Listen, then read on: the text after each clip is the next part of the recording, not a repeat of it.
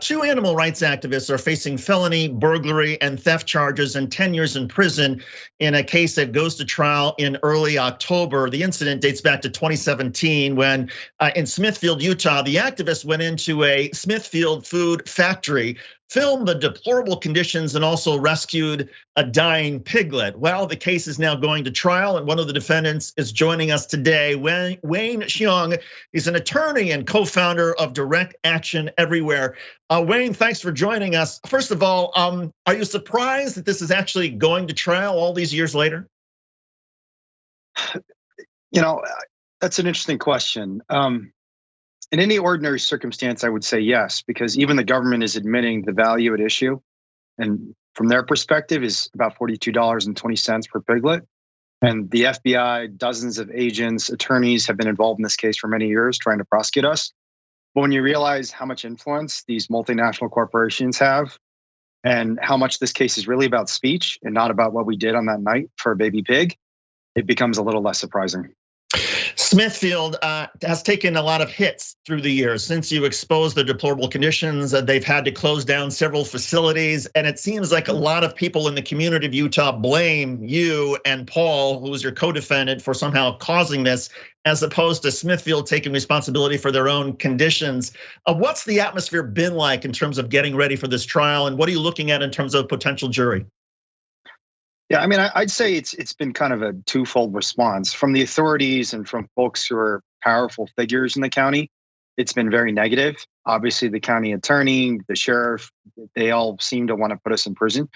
But the reality is, a lot of the people I talk to on the streets and just ordinary community members are sympathetic, and some of them confide that to us secretly and say, like, you know, honestly, I've been sick of this. I've been hearing stories about what happens inside to the workers, to the pigs.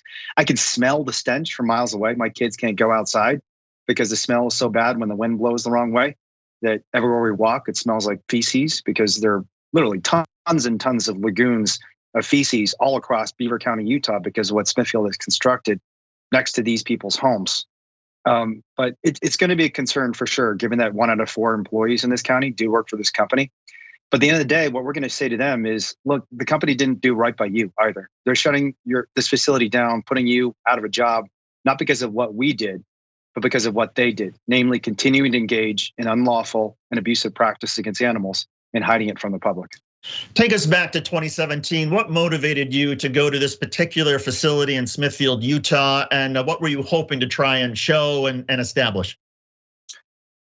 We went to Smithfield in Utah because in January of 2007, 10 years before our investigation, the CEO of the company made what was a widely lauded proclamation. The Washington Post and many other prominent national publications wrote about this, but they claimed they're going to take mother pigs out of these torture devices called gestation crates. Gestation crate is a 2-foot by 7-foot metal cage. It almost looks like a claw in that it's got these gauntlet-like devices that kind of grip the animal, prevent them from moving anywhere. And mother pigs will live in a crate like this for essentially 5 years of their lives without an opportunity to turn around or even step a few feet back or forward. And most people who see these things say they're gruesome. In fact, even a lot of livestock consultants and veterinarians who've worked for the industry for years have said, these are awful things that have to go away. Temple Grandin would be one example, a prominent animal scientist who has been featured in many media interviews and publications because in addition to being a world-renowned animal science expert, she's autistic and has done some really great work on both disability and animal welfare. Temple Grandin is one of the many who's condemned these crates as torturous. And Smithfield was lauded when they said within 10 years, we're going to get rid of these crates. We wanted to find out if that had actually happened. We had pretty compelling tips that was not actually happening. And lo and behold, from the moment we walked into Smithfield's largest pig farm, Circle 4 Farms in southern Utah, we found row after row after row of thousands of mother pigs trapped in crates. You also found dead piglets and piglets that were dying. What was going through your mind in terms of actually trying to take the piglet? Yeah, you know, we didn't know what we were going to see when we went inside, obviously. And some of the things we saw, and I've been an animal cruelty investigator for most of my adult life, shocked even me.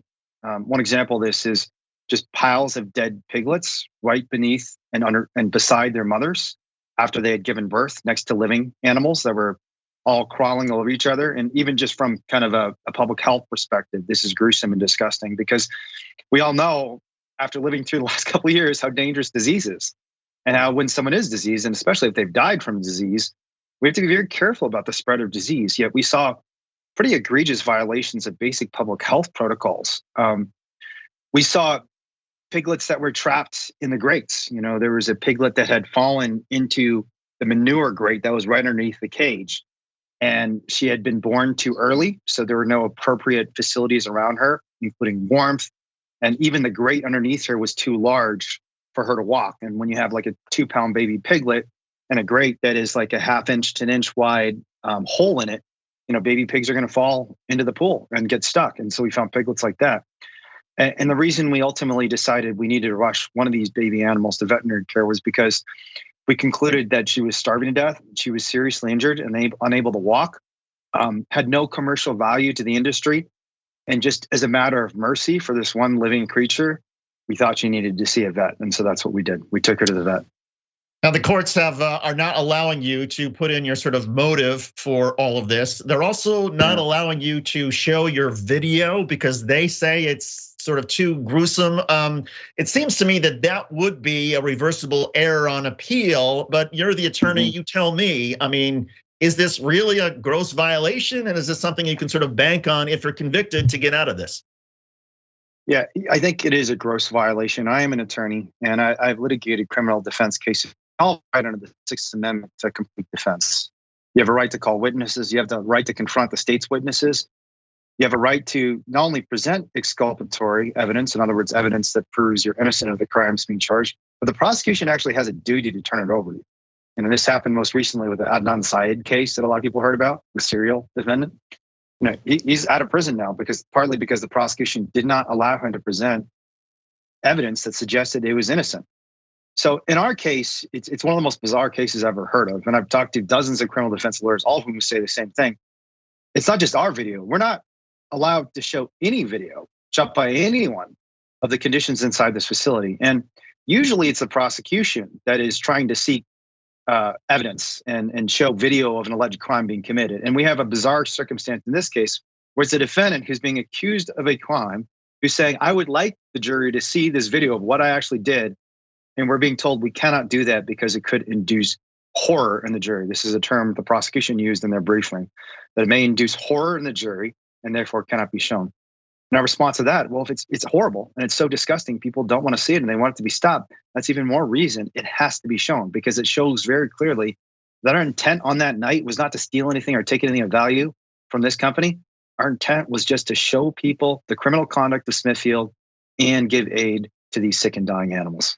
On our Rebel HQ YouTube channel, which is part of TYT, we did a video about Curtis Vollmer, who's another activist with Direct Action Everywhere, who was simply trying to pass out flyers at an event in Utah, and the police started harassing him, even though he was passing out flyers about you in the case on a public sidewalk. So clearly there is a law enforcement aspect to not wanting any of this as well. Tell me a little bit about the trial. How many jurors are there? Where is this taking place?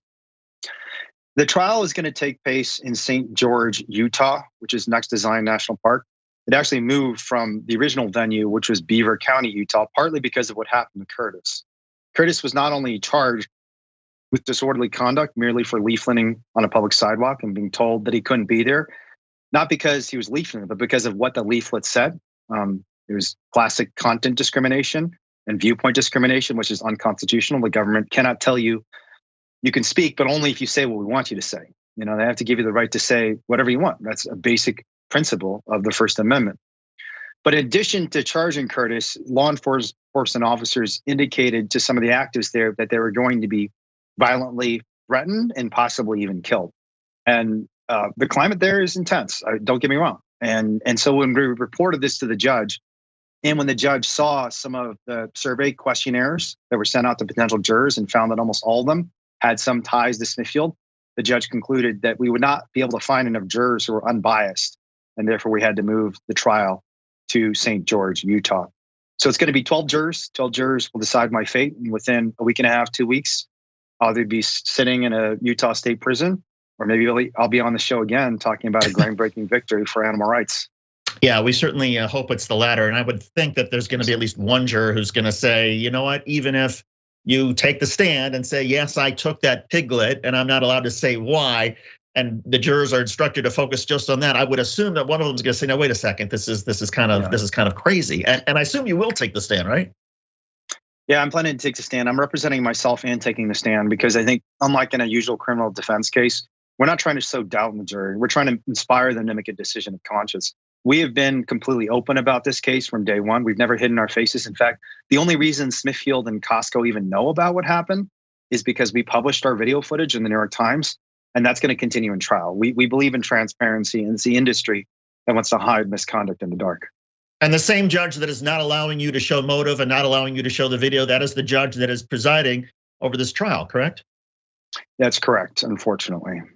So look, it could be that this is as criminal trials go, that this is sort of structured in a way that could be stacked against you. But look, we're all hoping that at least there's one juror there who says, no, wait a second, there's every reason why you were there, and that the damage was in fact not done by you to Smithfield, but Smithfield done to itself.